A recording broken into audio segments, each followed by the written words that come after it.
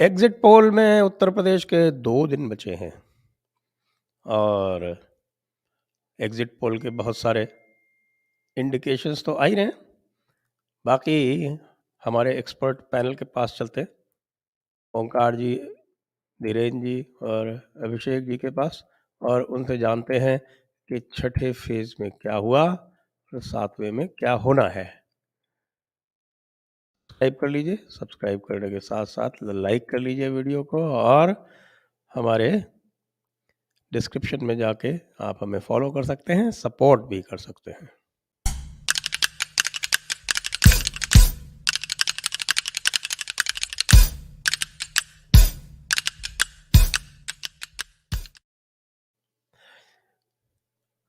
जैसा कि सभी चुनाव विश्लेषक करते हैं कि बीच-बीच में सट्टा बाज़ार का भी हाल लेते रहते हैं, तो हमारे यहाँ सीकर का सट्टा बाज़ार बड़ा माना जाता है। आज मैंने उसका टटोलने की कोशिश की तो पता चला कि वो तो रेट ही नहीं ले रहे कोई। कुछ रेट दिए हुए हैं इधर-उधर के कि भाई कैसे ही उनसे मतलब कहने के लिए कि भाई लगा लो, कि नहीं, हम 1 लाख से रुपए का रेट नहीं ले रहे। अच्छा, तो फिर किसी और से कहलवाए कि अच्छा भाई 1 लाख लगा लो इतने के ऊपर, कि नहीं हम 5 लाख से नीचे का नहीं ले रहे। अरे यार! अजीब हाल है। पिछली बार जो पिटे थे उसका लगता है अभी तक वो साल रही है उनको, पिछली बार तो सारे सट्टे वालों का दिवालिया निकल गया था उत्तर प्रदेश में। तो क्या इस बार भी कुछ ऐसे ही होने वाला है? ओंकार जी, क्या हो रहा है? कुछ पता नहीं चल रहा है। छठे राउंड में क्या देख रहे हैं आप, और 7वें में क्या आप सोचते हैं क्या होगा? चलिए 7वें की बाद में बात करेंगे, पहले छठे की बात कर लेते हैं कि छठे राउंड में पहले मैं बता दूँ एक जानकारी के लिए, यद्यपि हमारा दर्शक वर्ग बहुत प्रबुद्ध है और सब जानता है, लेकिन फिर भी एक बार मैं याद दिला दूँ कि छठा जो राउंड था वो था बलरामपुर, सिद्धार्थनगर, बस्ती।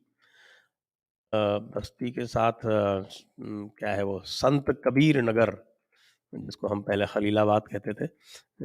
मैं भी गोरखपुर में बचपन में था।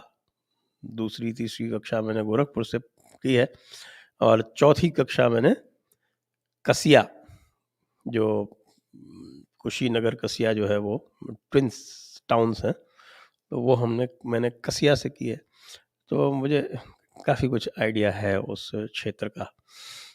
तो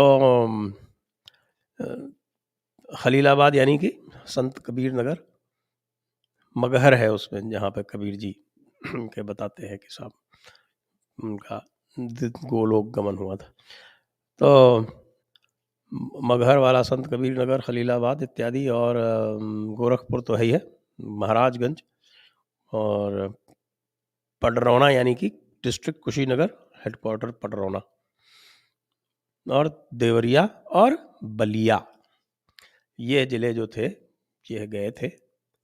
अब मैं सीधे चलता हूँ ओंकार जी के पास और उनका जो विश्लेषण है, विशेषकर मुख्यतः आंकड़ों के आधार पर, उनसे जानकारी लेता हूँ।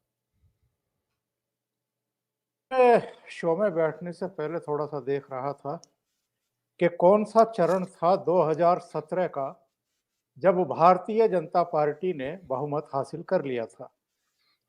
तो यह 5वां चरण था जब भारतीय जनता पार्टी 292 में से 241 सीटें जीत चुकी थी।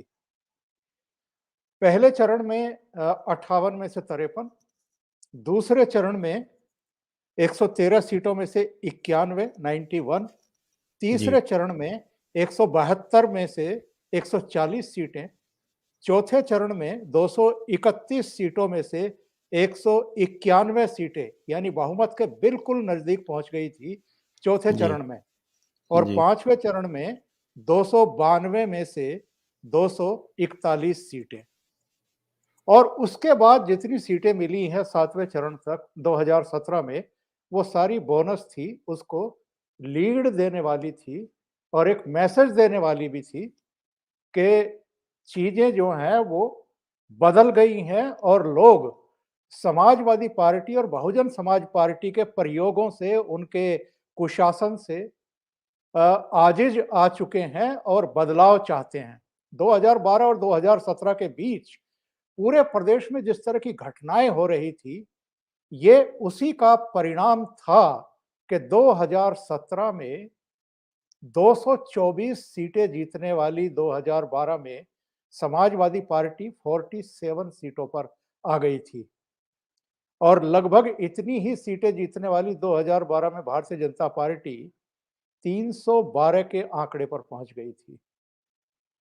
और हमें नहीं भूलना चाहिए कि वो 5 साल की जो कटु यादें हैं या उससे पहले जो बहन जी के शासन की बहुत कहना चाहिए कि कड़वी और सबसे कहना चाहिए कि जो एक लूट-पाट का वातावरण बना हुआ था, बहन जी बड़े-बड़े हार जो है गले में पहनती थी अपने जन्मदिन पर, उन चीज़ों को भी मतदाता भूला नहीं है और यही वजह है कि बहुजन समाज पार्टी को 2012 में भी, 2017 में भी, 2014 और 2019 में थोड़ी-सी साँस आई कि 10 सीटें लोकसभा की आ गई, पर बहन जी सँभल नहीं पाई हैं, अभी सदमे से उबर नहीं पाई हैं और इस पूरे चुनाव में हमने देखा है कि बहन जी करीब हो एक तरफ हो गई हैं, वो मुख्य धारा में दिखाई भी नहीं दे रही हैं।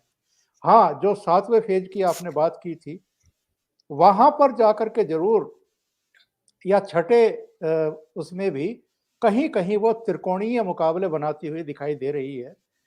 लेकिन अगर हम उस बड़े वर्ग के द्वारा फैलाए जा रहे एक पूरे कुचक्र को नज़रअंदाज करके अगर हम सही तथ्यों पर आएँ, तो मुझे लगता है कि भारतीय जनता पार्टी ने जो गति पकड़ी थी, जो दिशा पकड़ी थी, पहले दूसरे चरण से ही वो बरकरार है, छठे चरण तक बरकरार है और हमें नहीं भूलना चाहिए कि छठा चरण जो वो योगी आदित्यनाथ के गढ़ का माना गया है, माना नहीं गया है और 2017 में योगी आदित्यनाथ चीफ मिनिस्टर के चेहरे नहीं थे।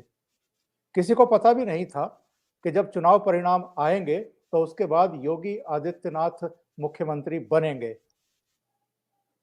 योगी आदित्यनाथ न केवल मुख्यमंत्री बने, बल्कि 2022 के बाद भी जो सरकार बनने वाली है, उसमें भी मुख्यमंत्री के चेहरे हैं और इन 5 सालों में जो सूरत और सीरत बदली है गोरखपुर और आसपास के क्षेत्र की, उसमें नरेंद्र मोदी की सरकार का निसंदेह कंट्रीब्यूशन है।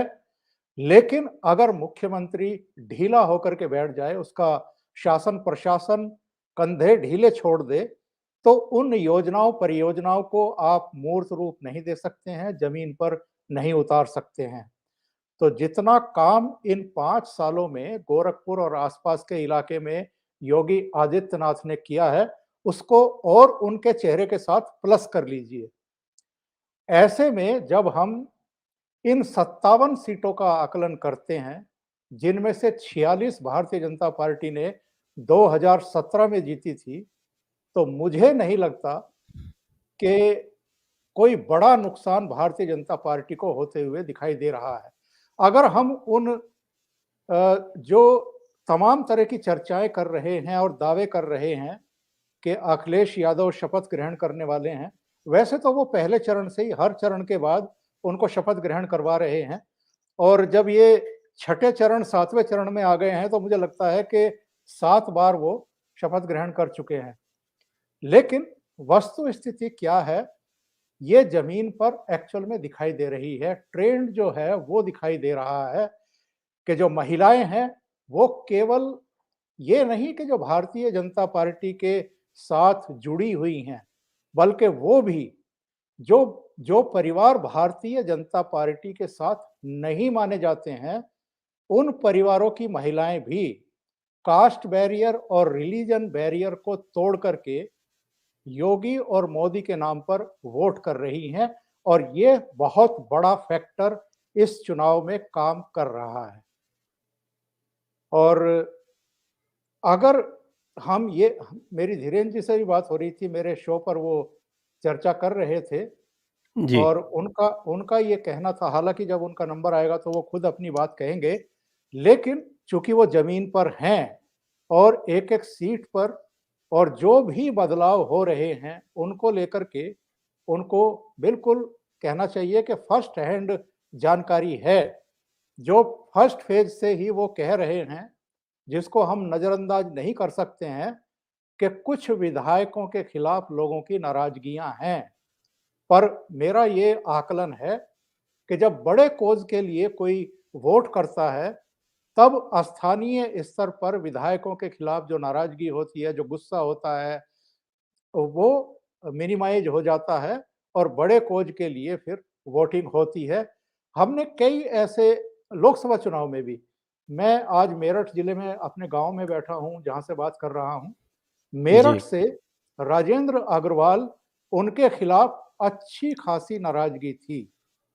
लेकिन जब मोदी का चेहरा सामने आता है मतदाताओं के, तो फिर उन्होंने राजेंद्र अग्रवाल को भी जिता करके लोकसभा फिर से भेज दिया। तो ऐसा ही मुझे उत्तर प्रदेश में भी होता हुआ दिखाई दे रहा है, संजय जी। जी। अब हम आते हैं धीरेन जी के पास। धीरेन जी, आप लगातार गोरखपुर में बने हुए थे जिस समय छठा चरण चल रहा था और उसके आस-पास भी आप गए थे, तो अब आप हमें वहाँ से जो आपने परिदृश्य देखा है इस पूरे छठे राउंड का, वो हमें कृपया बताएँ? करते हैं तो आप देखेंगे कि किस तरह से पूरे उसमें जो सुरक्षा के मामले को लेकर गोरखपुर में और आसपास के इलाकों में कभी चर्चा हुआ करती थी। मुझे याद है जब मैं जाया करता था स्टोरीज इसलिए करने कि माफिया डॉन कोयले का, तमाम चीज़ों का, रेलवे के टेंडर, तमाम टेंडरों के लिए फ़ोन कब आ रहे, किसके आ रहे, लेकिन बहुत ज़्यादा आप देखते थे कितना नीट एंड क्लीन काम होने लगा था वहाँ।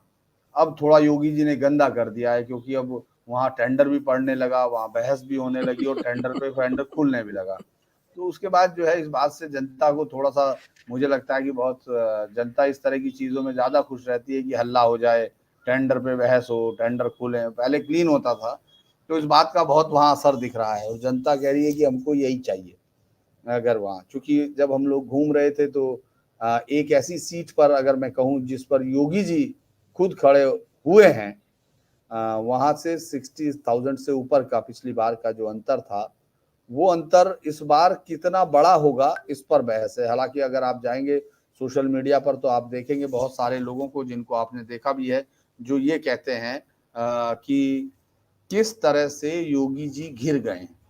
तो ये समझ में हुँ। नहीं आ रहा था क्योंकि जो महिलाएं फूल फेंक रही थी, जो बच्चियां फूल फेंक रही थी, उनके चेहरों से पता चलता है कि वो किस लिए थे। और बाद में जब हम लोग सुबह योगी जी का सामने जब उन्होंने बोलना शुरू किया, चूंकि जब मतदान किया, मुझे अभी भी याद है 249 उनका बूथ नंबर था और जो है 322 विधानसभा का, और साथ में उसकी बीएलओ नूर जहां थी। तो उनकी बीएलओ जो थी वो नूर जहां थी, वहां उन्होंने लाइन में लग के वोट किया। तो उस वक्त उन्होंने कहा महिलाएं और बच्चियां हम लोगों को इतना ज्यादा वोट कर रही हैं क्योंकि ये उनकी सुरक्षा का मुद्दा था। तो मुझे लगा आज प्रधानमंत्री मोदी ने भी अपनी आखिरी सभा, जो 2022 के विधानसभा चुनाव की आखिरी सभा है, उन्होंने इस बात पर जोर दिया कि ये महिलाओं और बच्चियों की सुरक्षा का मामला है और उनको गाइड करना है। यानी इस पूरे इलेक्शंस को अगर आप गौर करेंगे, चूंकि पुरुष जातीय जो राजनीति होती है उसके शिकार ज्यादा हो जाते हैं क्योंकि उनको लगता है कि उनकी जाति का प्रभुत्व और वो ताकत है, लेकिन महिलाओं के लिए अपनी सुरक्षा बहुत बड़ी है। अगर आप इस बात पर जाएंगे तो ये इलेक्शंस आपको बहुत सारे इसी से इंडिकेशन दे देता है कि महिलाएं क्या सोच रही हैं। इसके अलावा जब हम लोग लेकिन जो जातीय समीकरण है वहां इस तरह से है कि आप देखिए कि एक जो हमेशा होता है कि वहाँ पॉलिटिकल, हालांकि जीतती बीजेपी है वहां, लेकिन 10 मार्च तक के लिए हमारे पास भी बहुत मटेरियल है, हम लोगों को रात दिन सोचने का बहुत मटेरियल, अच्छा ऐसा होगा, अच्छा वहाँ ऐसा गया होगा। तो कुछ ऐसा ही हुआ है कि जैसे कि चोरी चोरा सीट पर अगर निषाद को वोटों राजपूतों के वोट निर्दलीय जयपाल पर चले गए तो फिर हम ग्रामीण में विपिन सिंह को नहीं देंगे और वो निषाद को दिया जाएगा। इस तरह की चर्चाएं वो चल रही हैं। अब उन चर्चाओं का कोई आधार, चूंकि मैं इस बात को इसलिए कम मानता हूं कि अमूमन जो आम जनता होती है वो वोट करते वक्त मुद्दे एक बार जब उस पार्टी का किसी के साथ अलाइनमेंट हो गया तो उसके बाद मुद्दों पर जाती है। तो मुझे लगता है कि गोरखपुर एक ऐसी विधानसभा वो शहर बन रहा है जहां योगी अपने जो उनका अपना प्रभाव है वो तो है ही, साथ ही साथ उन्होंने जो काम किया है उस पर भी है। अब आप बहुत ही इंटरेस्टिंग चीज पर जाते हैं जब आप जाते हैं कि पडरौना से अचानक गायब हो गए। पडरौना से इस पूरे चुनाव में चूंकि हम लोग जब चुनाव देखेंगे, अगर बीजेपी के जो विधायक हैं जो जिनको टिकट मिले हैं और उनमें से अगर हारने वालों की संख्या देखी जाएगी तो शायद पॉलिटिकल एनालिस्ट भी ये सोचे कि इनको हराने वाले सबसे बड़े कारण के तौर पर स्वामी प्रसाद मौर्य हैं। इसलिए नहीं कि उनके साथ उनके वोटर चले गए, इसलिए क्योंकि उनके भागने भर से बीजेपी को लगा कि ये तो सब भाग गए। बीजेपी को लगा, हालांकि उनका वोटर डटा हुआ खड़ा था और वो खुद पडरौना से भाग गए। पहले पार्टी से भागे, फिर पडरौना से भागे, उसके बाद वो फाजिल नगर पहुंच गए और जहां वो फंस गए कुशवाहा जी के चक्कर में। कुशवाहा जी को शरीफ आदमी कहा जाता है, लेकिन उन्होंने कहा कि चलो कुछ बटोर लिया जाए सहानुभूति, तो वो वहां भी मुझे नहीं लगता इस समय बहुत ही टफ फाइट में। और आखिर में उनकी बेटी जो हिंदुस्तान की राजनीति के उस सच के साथ खेल रही थी कि जो हम सब ने देखा आया राम गया राम की राजनीति को कैसे सिद्धांतों में डाला गया, और बीजेपी नहीं चाह रही थी कि वो उनको निष्कासित करे, लेकिन आखिर में वो खुल के मैदान में आई और अपने पिता के लिए बदला लेने के लिए कि उनके अपमान का बदला लिया जाए और जो सम्मान की लड़ाई है वो लड़ने के लिए अचानक वो उतर आई। इसके बाद तमकुहीगंज की सीट आपको याद होगी कि वही उनके पास कांग्रेस को लग रहा है कि उनके अध्यक्ष लल्लू सिंह जो प्रियंका गांधी जी की अनुपस्थिति में खड़ाऊ लेकर कांग्रेस को बचाने के लिए लगे हुए हैं, सर पर रखी हुई कड़ाऊ, लेकिन वो किसको दें उनको मालूम नहीं, क्योंकि राहुल भैया को देनी है, प्रियंका जी को देनी है, तो वो इसीलिए इसी चक्कर में वो अब खड़ाऊ हार जाएंगे वहां। वो इस चक्कर में ही नहीं पड़ रहे हैं कि ये खड़ाऊ और वो भी निषाद पार्टी से, वो भी, हाँ मतलब ये एक वो है। तो मुझे लगता है कि हम लोग इस फेज में ठीक ठाक बीजेपी को अलग अलग जिलों में देखते हैं। अम्बेडकर नगर में जरूर आपको मैं कहूंगा कि बहुजन समाज पार्टी बहुत अच्छे से लड़ रही है और पिछली बार 2-2-2-1 थी। इस बार मुझे लगता है कि बहुजन समाज पार्टी या तो उस एक को भी ले लेगी या अपनी संख्या बढ़ाएगी। लेकिन एक बात जो जिसको हम लोग अभी इसलिए नहीं गौर कर रहे हैं कि समाजवादी पार्टी पिछली बार भी लगभग 25 सीटों पर, मैं एग्जैक्ट अभी आपको बता देता हूँ, लगभग 25 सीटों पर 20 से 25 सीटों पर नंबर 2 थी। उसकी पूरी ताकत वहां उस क्षेत्र में थी, लेकिन वोटों का अंतर बहुत ज्यादा था। इस बार मैं फिर बार जो बात, चूंकि मुद्दों के अलग चुनाव है, मुद्दा अगर है तो वो महिला सुरक्षा का है, और वो अगर वो चलता है तो फिर जो ईवीएम से जिन निकलेंगे वो इस तरह के जिन होंगे जो सपने में भी डराएंगे विपक्षियों को, फिर ऐसा होगा। और नहीं तो आप देखेंगे कि ये मुद्दे के बिना चुनाव है। जातियों पे चूंकि जनता एक तरह से आप देखेंगे जनता निश्चिंत है, उसको लग रहा है कि अच्छा काम चल रहा है कोरोना में के बाद जिस तरह का वो दिया गया, तो मुझे लगता है ज्यादातर जिलों में आपको ये ट्रेंड देखने को मिल रहा है। ऐसा नहीं है कि जो बहुत ज्यादा जो एक बाइपोलर इलेक्शन जिस तरह किया गया है, या इसको बीजेपी को भी मुझे लगता है कि ये कहने में ज्यादा एक समय के बाद उन्होंने 1-2 फेज के बाद ये समझ लिया कि बाइपोलर अगर हम भी कहना शुरू कर दें तो फिर उधर जाने वाला जो तीसरी तरफ जाने वाला जो वोटर है, जो अमूमन अगर वहां नहीं होता तो फिर वो बीजेपी पर जाता है, वो सोचना शुरू कर देगा। तो इसका भी मुझे लगता है कि हम लोगों को इस फेज में देखना होगा। नहीं तो बीजेपी अमूमन जिस तरह का हम लोग बात कर रहे हैं कि साहब बीजेपी इस फेज को ठीक ठाक करती हुई दिख रही है। एक बात मैं और बता दूं सभी को, दर्शकों की जानकारी के लिए, कि पिछली बार का जो आंकड़ा था इस चरण का वो 56.5% था, और इस समय मैं देख रहा हूँ तो वो भी 56.55% दिखाई पड़ रहा है। तो इसका मतलब इस चरण में भी पिछले चरण की तरह जो वोटिंग प्रतिशत है वो आगे निकल गया है। और तो क्या यथास्थिति है अभिषेक जी, आप तो जिलावार विश्लेषण करें। सर 2-3 बातें पहले मोटा मोटी में कर लूं कि एक तो नैरेटिव क्रिएट करने का प्रयास किया गया वोटिंग परसेंटेज, तो आपने वहीं से शुरू ही की। तो मैं बताऊं कि हर चरण में वोटिंग परसेंटेज बिल्कुल समान है। तो एक अगर पहले चरण को छोड़ दे तो साफ साफ दिख रहा है कि जनता जो है वो बदलाव नहीं चाहती, क्योंकि जमीन पे वो बदलाव वाला गुस्सा नजर आ जाता है। जैसे हमें 2017 में नजर आया था, 2012 में नजर आया था, 2007 में भी नजर आया था, वो यूपी में इस बार नजर नहीं आ रहा है। इस बार प्रो इनकम्बेंसी पे पहली बार चुनाव हो रहा है, एंटी इनकम्बेंसी पे। अम्बेडकर नगर की धीरेन्द्र सर ने बात की है। मुझे लगता है कि बीएसपी इस बार कई जगह पे अच्छा फाइट जरूर कर रही है, लेकिन सर मैंने आपको एक महीने पहले भी एक बार फोन कॉल पे कहा था कि चूंकि टू कॉर्नर फाइट हो रहा है, तो बीएसपी का वोटर अगर बीएसपी को वोट नहीं करेगा, और चूंकि वो सदियों से अगर किसी का सताया हुआ है उत्तर प्रदेश में, तो सिर्फ और सिर्फ यादवों के द्वारा सताया गया, इस बात को हमें नहीं भूलना चाहिए। तो वोट कहां कर रहा है, वो जो स्विंग वोटर है वो वोट कहां कर रहा है, वो वोट कर रहा है बीजेपी को, क्योंकि उन्हें बहुत सुरक्षा मिली हुई है, और सबसे बड़ी बात उन्हें राशन मिलता है। वो पूरी तरह से फिट बैठ रहे हैं इस सरकार में, उन्हें लगता है कि इससे बेहतर उनकी कभी ये नहीं। इसलिए मैं अकबरपुर से शुरू करूंगा, जहां पे रामचल राजभर लड़ रहे हैं, वो हार रहे हैं और बीजेपी वहां से जीत रही है। आलमपुर में बीजेपी और बीएसपी के बीच अच्छी फाइट है, वहां भी समाजवादी पार्टी के साथ उसकी फाइट नहीं है।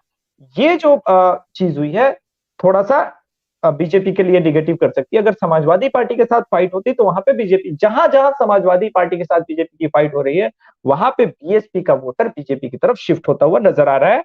जलालपुर में बीजेपी को अच्छी एज है, टांडा में बीजेपी को ठीक ठाक एज है। बलिया में हमारे पास एक्चुअली सबका तो नहीं आया है, रासड़ा का आया है, फेफना का आया है, और बलिया नगर का आया है। तो इन सीटों का बाकी अभी उसकी चल रही है, तो वो एग्जिट पोल के दिन हम बताएंगे। सबसे पहले मैं बलिया नगर के बारे में बता दूं कि बलिया नगर भी बीजेपी जीत सकती है। रसरा में बीएसपी और बीजेपी के बीच एक बार फिर से फाइट है, वो थोड़ी सी सीट मुझे लगता है शायद बीएसपी ही जीत जाएगी। एज में हमने बीएसपी को दिया है। फेफना हाँ, फाइट, वैसे वहाँ जो उमाशंकर सिंह जी हैं रसड़ा वाले, वो हमारे वो पूर्वांचल के श्याम सुंदर शर्मा हैं। बिल्कुल। और फेफना से भी बीजेपी फाइट के बाद मुझे लग रहा है कि शायद आखिर में वो निकल जाएगी अच्छा खासा। बलरामपुर जिला में मुझे तो कोई डाउट नहीं है कि इसमें 3 सीटें बीजेपी जीत रही है। उतरौला, बलरामपुर और वैसे तुलसीपुर। बलरामपुर के बारे में काफ़ी लोगों ने ये कहा कि 7% बहुत कम है, प्रतिशत कम बहुत कम है, लेकिन जब मैंने देखा तो पता चला कि बलरामपुर नगर जिसके बारे में बात कर रहे हैं, उसका प्रतिशत पिछली बार से ज़्यादा है। मैं वही तो बोल रहा हूँ सर। देखिए क्या है ना कि इन्होंने 49% है, पिछली बार 47 ही था। दिक्कत क्या है ना कि ये लोग इस बार ही न्यूज सुन रहे हैं, ऐसा लग रहा है। 2017 से तुलना ही नहीं कर रहे कि 2017 में कितनी वोटिंग थी। हमें 2017 और 12 को भी देखना पड़ेगा। 2012 में भी सर तोप वोटिंग नहीं हुई थी। 2012 में भी 48% ही वोटिंग हुई थी। पिछली बार 47% हुई थी, इस बार 49% वोट है। इसलिए बलरामपुर में मुझे तो कोई डाउट नहीं है। बलरामपुर की जो 3 सीटें जीती, और जो मैंने बोला कि एक ज्ञानसरी में, वहां पे भी फाइट जरूर है, पर बीजेपी वहां पे जीत जाएगी। तो हो सकता है बलरामपुर स्वीप कर जाए इस बार की। बस्ती के बारे में बात करते हैं।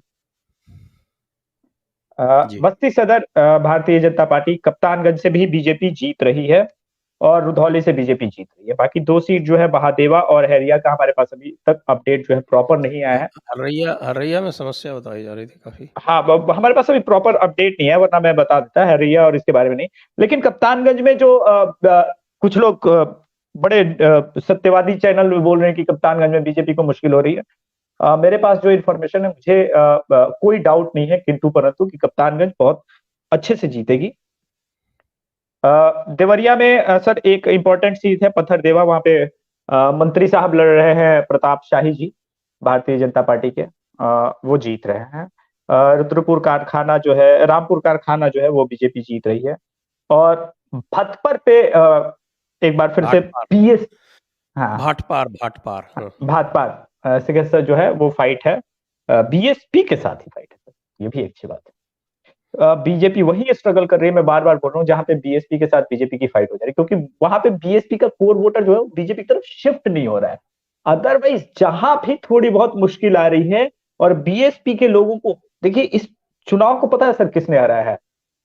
इस चुनाव को बयानवीरों ने हराया है, जो अखिलेश यादव की पार्टी के हैं। क्या ने दो सत्ता हम देख लेंगे, पुलिस वालों को मारेंगे, 6 महीने तक ट्रांसफर नहीं होने देंगे, उसके बाद हिसाब किताब करेंगे। उसके पहले वो जाटों के अंदर घूस भर रहे थे, तो जाटों ने घूस भर दिया पहले दूसरे चरण में, इतना दबा के बीजेपी को वोट किया कि सांस नहीं ले पा रहे हैं ये लोग। वो तो 10 तारीख को ईवीएम जब खुलेगा तो पता चल ही जाएगा। गोरखपुर सर ने, मैं उम्मीद कर रहा था कि धीरेन्द्र सर जो है वो गोरखपुर के सभी सीटों के बारे में बताएंगे, पर एक कैपरगंज वाला सीट जो है वो थोड़ा सा फाइट लग रहा है। और इसके अलावे जो है मुझे भी गोरखपुर में कोई डाउट नहीं लग रहा है, वहां से बीजेपी जो है निकल रही है। गोरखपुर, हाँ, कैंपरगंज जो है 1991 से जीत रहे हैं फतेह बहादुर, वीर बहादुर सिंह के बेटे हैं। इस बार काजल निषाद जो है शराब वराब पकड़ कर और तमाम चीजें दिखा कर और वीडियो पे, तो हालांकि निषाद पहले भी वो काजल निषाद शादी के बाद निषाद हैं, तो पहले भी इस तरह का एक चुनाव लड़ चुकी हैं। हालांकि ये ज़रूर है जो देख रहे हैं सोशल मीडिया पे, उसमें काजल निषाद लड़ती हुई दिख रही हैं, लेकिन ये परिवार जो है लंबे समय से 91 से मुझे लगता है कि पूरी ताकत के साथ फतेह बहादुर इस बार फिर है, और उनको ये यकीन है कि वो संकट में है। तो संकट में होने के बाद जिस तरह की मेहनत की जाती है वो रातों में की गई। एग्जैक्टली, मैं इसी जवाब का इंतजार कर रहा था, क्योंकि हमारे पास भी कुछ ऐसा ही इनपुट था, इसीलिए मैंने धीरेन्द्र सर से पूछ लिया था स्पेशली इस चीज को लेकर के। आते हैं बहुत हाई प्रोफाइल सीट फाजिल नगर। पहले चिल्लू पार तो बता दीजिए सर। चिल्लू पार में बीजेपी जीत रही है सर, मैंने आपको कल ही शायद फोन पे भी बोला था। मुझे चिल्लू पर में कोई डाउट नहीं है, चिल्लू पार बीजेपी जीत रही। तो विनय शंकर तिवारी जो हैं, जिनके कारण जो है पूरे प्रदेश में नैरेटिव बनाया गया कि ब्राह्मण सारे आ गए हैं समाजवादी पार्टी के साथ, वो भी हार रहे हैं, आपका कहना मतलब? हरिशंकर ब्राह्मण तो नहीं है, यही तो है जो नैरेटिव हुआ बनवा, सॉरी बिहारी वाला टोन निकल गया। ना बोलिए ना, इसमें क्या फर्क पड़ता है? जो आप नैरेटिव बनाने का प्रयास किए हैं, तब पंडित जी वोट देंगे तब ना योगी जी के खिलाफ। पंडित जी लोग कह रहे हैं कि नहीं हमारे तो बाबा हैं, हम तो बाबा के साथ खड़े हैं। हम सर, मुझे लगता है कि मैंने पूरे यूपी में कम से कम नहीं तो 5000 ब्राह्मणों से जरूर हमारी बात हुई है, लोगों से। बड़ी मुश्किल से सर, जो पार्टी लाइन से जुड़े हुए कुछ ब्राह्मण थे, जैसे कोई घाक कांग्रेसी मिल जाए जो जन्म से कांग्रेसी है, उसके पापा दादा, और वो भी टिकट मिला हुआ है उसके चाचा को, वही सिर्फ जो है वो योगी के साथ नहीं। बाकी ऐसा कोई नैरेटिव काम नहीं। अरे सर, देवरिया में काम नहीं किया था, तब यहाँ तो बेकार ही चीज है एकदम। कोई चिल्लू पार में थोड़ा सा मतलब मुझे लगता है कि पंडित जी जो हैं अपने उसको खानदान की परंपरा को बनाए रखने में कामयाब हो रहे हैं, क्योंकि मुझे थोड़ी सी चीज़ याद दिलानी होगी संजय जी, याद होगा आपको, इस सरकार के खिलाफ सबसे पहला ब्राह्मण विरोधी नैरेटिव तभी सेट हुआ जब उस पर तिवारी जी पर छापे पड़े थे, आपको याद होगा पहली बार। उसके बाद लखनऊ में जो खास लॉबी थी उसने ये सवाल उठाना शुरू कर दिया, क्योंकि जिस तरह की ब्राह्मण लॉबी का जो पत्रकारिता का एक बड़ा हिस्सा है, उसमें पहले माफिया डॉन के साथ जिस तरह की नॉस्टैल्जिक फीलिंग है, उनको लगता है कि ये तो उनके लिए बड़ा प्राइड फीलिंग वाली है, तो वो उनके खानदान को ढोती है। और इस बार भी हालांकि 2 बार हार के उन्होंने कंठी माला इनको सौंपी थी अपनी, वो खुद तभी हारे थे, लेकिन फिर भी पंडितों को वो मुझे लगता है कि इस बार वहाँ उस सीट पर, चूंकि बहुत ज़्यादा सीटों पर तो हम इस तरह का ट्रेंड नहीं देख रहे हैं, ब्राह्मण पूरी ताकत के साथ वोट कर रहा है, बीजेपी को वोट कर रहा है, लेकिन मुझे लगता है कि ये सीट अभी भी संघर्षमय सीट है। जी, अच्छी बात है कि इनका मेरा धीरेन्द्र सर से व्यूज अलग है, लेकिन मुझे कोई डाउट नहीं लग रहा है सर कि वो सीट बीजेपी के साथ इस बार चली जाएगी। तो वैसे तो ब्राह्मण वर्सेस ब्राह्मण है, तो हाँ, वो राजेश पति लगातार है, पंडित जी हैं, और तभी उन्होंने बाबा जी को हरा दिया था। पहले हराया था 2 बार उन्होंने। जी, दोनों बार उनको नमस्कार कराई। तो ये है सर। अब ये, हाँ, अब आइए जरा कुशीनगर। हाँ, कुशीनगर जिला का सबसे हाई प्रोफाइल सीट, जिसके बारे में तो सर एकदम केशव प्रसाद मौर्य बीजेपी को एकदम हरा दिए सर, खुद तीसरा नंबर पे चल रहे हैं। स्वामी प्रसाद मौर्य, हाँ वही, सॉरी स्वामी प्रसाद मौर्य जो है, बाय मिस्टेक स्वामी प्रसाद मौर्य जो है वो, केशव प्रसाद मौर्य को डराओ मत यार, वो वैसे ही बहुत डरे हुए। अरे सर, रात की नींद गायब हो जाएगी। नहीं सर, वो भी सीट अपना बचा रहे हैं सर, वो जीत रहे हैं सर। ये भले कोई कहे बड़ी जीत ना होगी, लेकिन सीट वो जीत रहे हैं, केशव प्रसाद मौर्य भी, इसमें मुझे कोई नहीं है। हाटा बीजेपी का मैं कहूंगा गढ़, हमको ऐसा लगा, मतलब जहां गए हाटा में तो भाजपा भाजपा भाजपा नजर आया, तो हाटा वाली सीट भी मुझे लगता है बीजेपी जीत जाएगी। पडरौना बीजेपी, रामकोला बीजेपी, बाकी के अभी हमारे पास उस और कुशीनगर से क्या? खड्डा वाला जो है वो हमारे पास अपडेट अभी तक नहीं आया, और कुशीनगर का वो अपडेट एग्जिट पोल के लिए। सर एग्जिट पोल भी तो आपके दर्शकों को देखना है ना, सब बता हाँ, देंगे सर। देखना है, बिल्कुल, बिल्कुल, आप सही कह रहे हैं। तो हाँ, और फिर से एक बार याद दिला दूँ कि 7 बजे एग्ज़िट पोल होगा, और वो एग्ज़िट पोल जयपुर डायलॉग्स पे और अभिषेक तिवारी शो पे और ओसीएन नेटवर्क पे, तीनों पे एक साथ प्रसारित होगा। 7 सब तारीख को टीआरपी ले लीजिएगा 7 बजे। जी? इस बार, सारा टीआरपी जो है सारे न्यूज चैनलों का, जो यूट्यूब पे भी चलते हैं, सबका टीआरपी आप ही ले लीजिएगा सर। 3 तो चलेंगे हम लोग, तो कहाँ कोई बचेगा सर। जी, हाँ, आप बताइए, 2 रह गए हमारे, सिद्धार्थनगर, महाराजगंज। महाराजगढ़ और संत कबीर नगर जो है वो रह गए हैं, वो बता दो। संत कबीर नगर की 3 सीटें। हाँ, पहले महाराजगंज की बता रहा हूँ।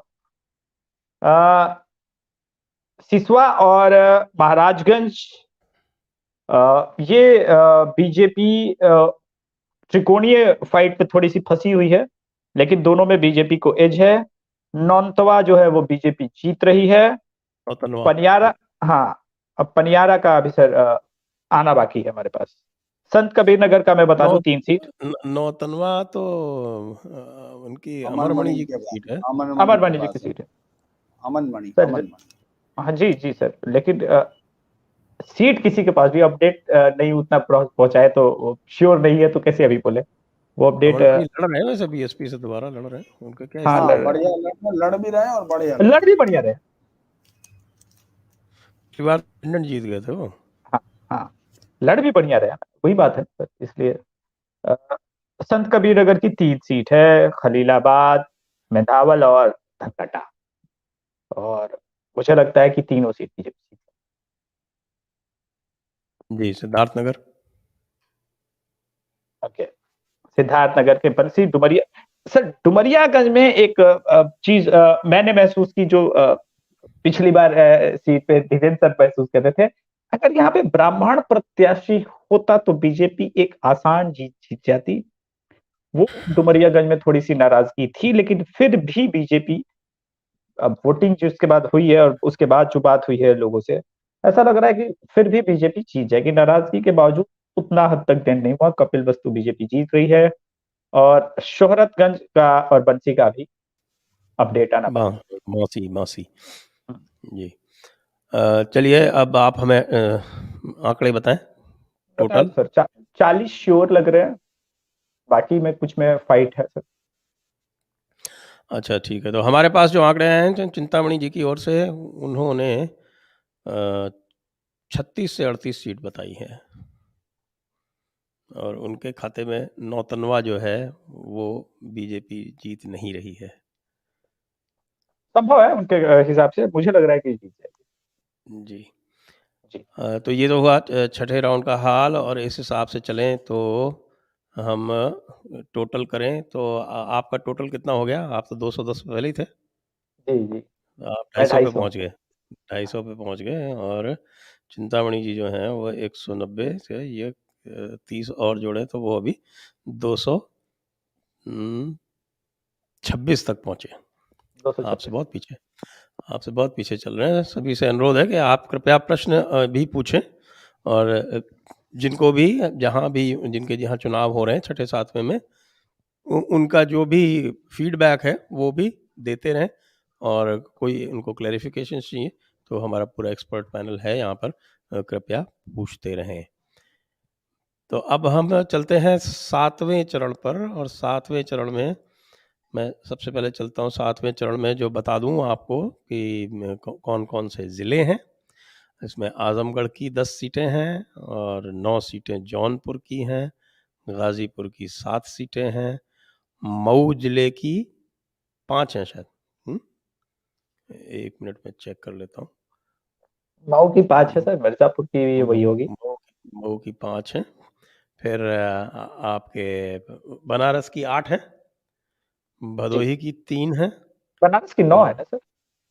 हैं? बनारस की 8 है, अच्छा हाँ। 3 3 3 6 2 8, हाँ 8 है। मिर्ज़ापुर की 5 हैं और सोनभद्र की 4 हैं। जी। मिर्ज़ापुर, सोनभद्र हमारे समय में एक ही जिला होता था, भदोही बनारस एक होता था, और तो वही भदोही भदोही में बनारस 3 हो गया है। भदोही, बनारस, चंदौली, तीनों मिला के एक होते थे। गाज़ीपुर, सही बात। जौनपुर को तो कोई चिंता नहीं थी, लेकिन मऊ और आजमगढ़ भी एक हुआ करते थे उस समय। भदोही में अ, 3 सीट है। ठीक ठीक। भदोही में 3 सीट 3 है। सीट। तो अब मैं चलता हूँ सीधे ओंकार जी के पास। पिछली बार ये जो 54 सीटें हैं, इस 54 में से 36 जीती थी बीजेपी, और ये कहा जा रहा कि ये इनका जो है तीसरा राउंड और 7वां राउंड, सॉरी दूसरा राउंड और 7वां राउंड जो है वो बीजेपी का सबसे कमज़ोर है। ये दूसरे राउंड में 38 सीटें जीते थे, इसमें 36 जीते थे। हालांकि दूसरे राउंड में 55 थे, इसमें 54 है। तो ये माना जा सकता है कि ये इनका सबसे कमज़ोर राउंड रहा था। तो और उसका मुख्य कारण ये था कि आजमगढ़ में 10 में से सिर्फ 1 सीट मिली थी भारतीय जनता पार्टी को, और जो आपके मऊ, गाज़ीपुर, ये जो क्षेत्र है, ये पूरा का पूरा पाकिस्तान है, मैं बोलता हूँ इसको। इस पाकिस्तानी क्षेत्र में बीजेपी की स्थिति अच्छी नहीं थी। तो मैं ओंकार जी के पास चलता हूँ। ओंकार जी, आप बताएं। इसलिए भी भारतीय जनता पार्टी के लिए कमजोर माना जाता है संजय जी।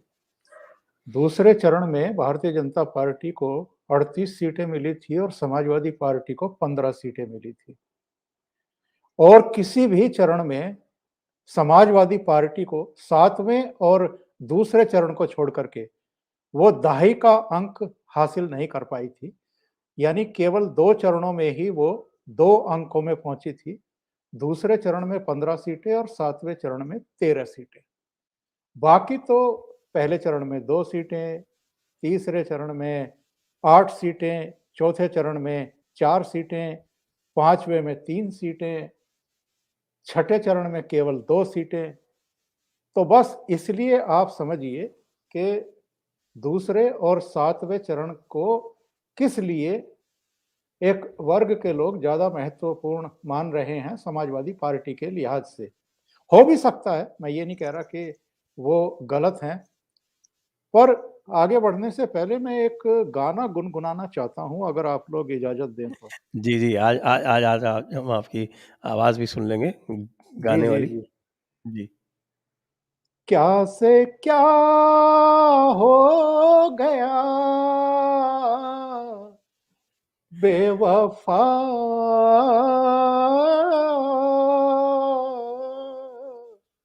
वाह, वाह, वाह, वाह! तेरे प्यार में। ये तो बहुत अति सुंदर, बढ़िया अति आवाज है सुंदर। आपकी, मैंने तो सुना नहीं था। आपके तो बहुत ही बढ़िया आवाज थी। अरे क्या से क्या ये हो गया बेवफा तेरे प्यार में। ये देखिए, पूरा तिलक लगाए हुए हैं साहब, और त्रिपुंडी एक और लगाए हुए दिखाता हूँ हैं, साहब, ये त्रिपुंडी भी तिलक देखिए लगा आप, के घूम रही हैं मैडम ये ममता जी। देखिए। आहाहाहा!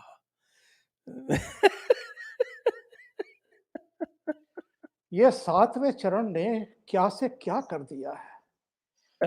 जो जो जो इलाका समाजवादी पार्टी का गढ़ माना जाता था, कहा जाता था, वो 2014 में ये हरजाई नरेंद्र मोदी ने आकर के कैसे उन मंडलवादियों को कमंडलवादी बना दिया है, और कैसे जो बंगाल में हिंदुओं की रक्षा करने के लिए जबान खोलने को तैयार नहीं थी, जो वहां दुर्गा पूजा पर पाबंदियां लगाती थी, वो आज बनारस के गंगा घाट पर बैठ करके अपने नाम से पूजा करवा रही है, आरती करवा रही है, चंदन पूरे माथे पर पुतवा करके और फोटो और वीडियो बनवा रही हैं। अखिलेश यादव, जिनके पिता ने अयोध्या में गोली चलवाई थी कार सेवकों पर, वो प्रेस कॉन्फ्रेंस में कहते हैं कि साहब हम तो 1 साल में ही इनसे भी भव्य मंदिर बनवा देते भगवान राम का। और राहुल गांधी, जो अभी 1.5-2 महीने पहले ही हिंदू और हिंदुत्व की अलग तरीके से व्याख्या करने में लगे हुए थे और जिनके बड़े मेधावी नेता, प्रतिभाशाली नेता सलमान खुर्शीद अपनी किताब में आईएसआईएस से हिंदुत्व की तुलना कर रहे थे, वो राहुल गांधी अपनी बहन के साथ काशी विश्वनाथ मंदिर में जाते हैं, मोदी के अंदाज में पूजन करते हैं, लंबा चौड़ा तिलक और चंदन पुतवा करके बाहर आते हैं, रामनामी दुपट्टा गले में डालते हैं दोनों और सड़कों पर घूमते हैं। तो इसलिए मैंने ये गाना गुनगुनाया है कि क्या से क्या हो गया बेवफा तेरे प्यार में। तो ये नरेंद्र मोदी ने क्या से क्या कर दिया इन लोगों को और योगी ने क्या कर दिया इनका तो पूरी तरीके से कहना चाहिए कि कायाकल्प हो गया है।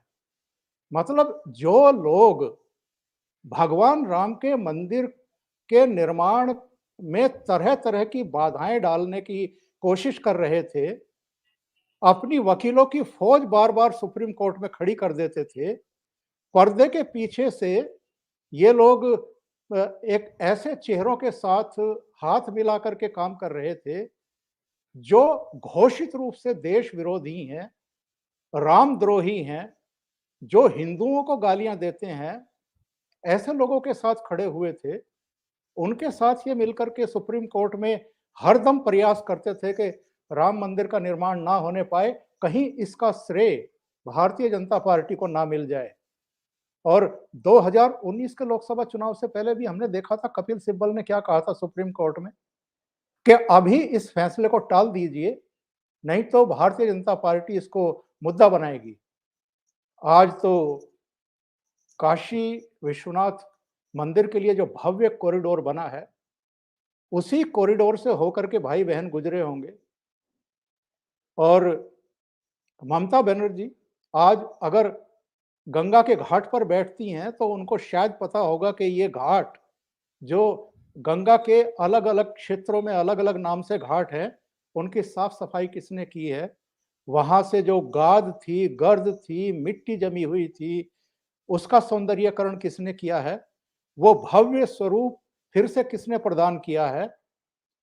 तो इनको अच्छे तरीके से पता है कि ये 7वां चरण का जो 54 सीटें हैं, जिसको पूर्वांचल बोलते हैं, जिसके बारे में ये कहा जाता है कि अगर यहाँ यादव बेल्ट में यादव और मुस्लिम मिलकर के बाकी दलों के लिए, खास तौर से भारतीय जनता पार्टी के लिए मुश्किलें खड़ी करते हैं, तो वहां के लिए कहा जाता है कि निषाद, मुस्लिम और कुछ दूसरे अति पिछड़े, जिनके साथ अखिलेश यादव ने गठबंधन किए हैं इस बार, छोटी छोटी पार्टियां हैं, कमेरावादी जो अनुप्रिया पटेल की माताजी हैं, कुछ और इसी तरह की छोटी मोटी पार्टियां हैं।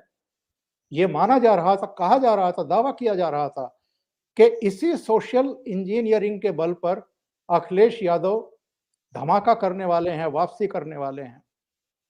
लेकिन बाकी सारी चीजों को हम अगर छोड़ भी दें तो मेरा सवाल ऐसे लोगों से सिर्फ एक है। 2017 में 22% मत मिले थे अखिलेश यादव की पार्टी को, भारतीय जनता पार्टी को 40% वोट मिले थे, 39.7%। अगर अखिलेश यादव को सरकार बनानी है तो वो 18% वोट शेयर कहां से लाएंगे 40% तक पहुंचने के लिए। और अगर वो ये दावा करते हैं और उनके समर्थक दावा करते हैं तो उनको ये भी बताना होगा कि भारतीय जनता पार्टी का कौन सा वोटर है जिसमें वो सेंध लगाने जा रहे हैं। तो ठीक है, 7 मार्च तक और 10 मार्च तक ये अखिलेश यादव को शपथ दिलाएंगे, लेकिन 10 मार्च को तो योगी आदित्यनाथ की ही वापसी हो रही है, तब कहां मुंह छिपाएंगे। और कौन से तर्क और कुतर्क पेश करेंगे। तो सबसे बड़ा तो मेरे लिए संतोष का विषय ये है व्यक्तिगत रूप से कि जो रामद्रोही थे, जो हिंदुओं के बारे में तरह-तरह की हरकतें करते थे, जो हिंदुओं पर तमाम तरह के दमन पश्चिम बंगाल में हुए और तब खामोशी अख्तियार करके बैठ गई, वो भी आज प्रधानमंत्री नरेंद्र मोदी जिस तरीके से पूजा पद्धति में भाग लेते आए हैं, और वो केवल ये नहीं है कि जब वोटिंग होती है तभी वो इस तरह का करते हैं, वो तो हर जगह, काठमांडू भी गए हैं, पशुपतिनाथ मंदिर में भी गए हैं, वो केदारनाथ, केदारपुरी का उन्होंने एक तरीके से रूपांतरण ही कर दिया है। काशी विश्वनाथ मंदिर के लिए जो भव्य कॉरिडोर बना है वो साउथ में भी चले जाएं, गुजरात में भी चले जाएं, सोमनाथ मंदिर के लिए उन्होंने कितना काम किया है अलग-अलग जगहों पर। तो ये इनको चुनाव के समय ये सब चीजें याद आती हैं कि हमें मंदिर भी जाना चाहिए, हमें हवन पूजन भी करना चाहिए, हमें माथे पर दिखने वाला, कैमरों पर दिखने वाला कुछ ऐसा लेप भी लगाना चाहिए। लेकिन पब्लिक कम से कम समझ रही है कि पाखंड कौन कर रहा है और वास्तव में मन से, दिल से इन पूजा स्थलों का, इन धर्म स्थलों का, इन पर्यटन स्थलों का कायाकल्प कौन कर रहा है, पूरे मनोरथ से, आस्था के साथ, समर्पण भाव से, ये अंतर करना पब्लिक समझ गई है। और जो लोग ये कह रहे हैं कि ये जो 7वां चरण है, पूर्वांचल है, ये तो समाजवादी पार्टी का गढ़ रहा है, गढ़ रहा होगा, पर 2014 के बाद से जो भी परिणाम आए हैं, उसमें भी एज जो है वो भारतीय जनता पार्टी का है। अगर हम सीटों के लिहाज से देखें तो भारतीय जनता पार्टी की आधी सीटें भी समाजवादी पार्टी और दूसरे राजनीतिक दल जीत नहीं पा रहे हैं। जी, धीरेन जी, आप काशी में विराज रहे हैं। आपने आसपास के जो भी हैं तो वो काशी का भी, और विशेषकर से मैं आपसे चाहूँगा कि आजमगढ़, जौनपुर और मऊ, गाज़ीपुर, ये क्षेत्र जो हैं इनके बारे में बताएँ। बाकी चंदौली, मिर्ज़ापुर, सोनभद्र, भदोही तो हम मैनेज कर लेंगे।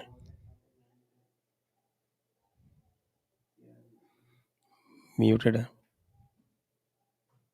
देखिए, सबसे बड़ा जो चुनाव परिणाम इस बार चौंका सकता है वो आजमगढ़ है।